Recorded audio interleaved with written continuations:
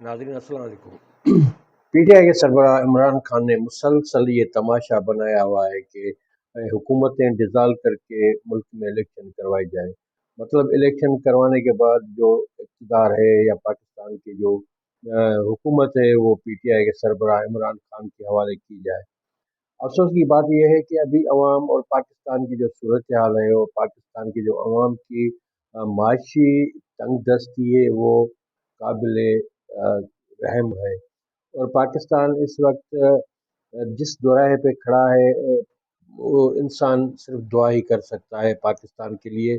उसकी मईशत इस वक्त बहुत बुरे हालात में है, लेकिन इमरान खान पाकिस्तान की बेहतरी के लिए सोचने के बजाय सिर्फ वो एक ही मकसद के लिए सियासत कर रहा है कि इक़्तिदार मेरे हवाले किया जाए।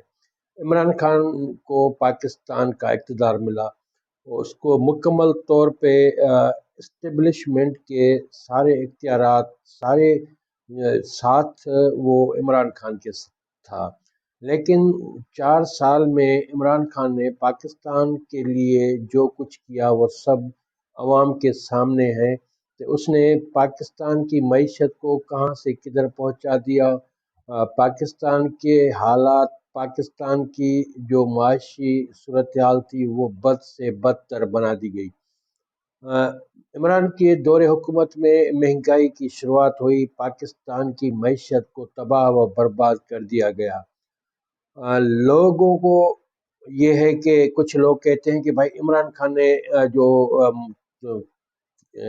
करप्शन की है वो तोशा खाना से करप्शन नहीं, पर उसके ने कुछ घड़ियां कुछ सामान। लेकिन अभी जो बातें सामने आ रही हैं वो हैरान कुन है कि पाकिस्तान के तोशा खाना को बिल्कुल लूटा गया।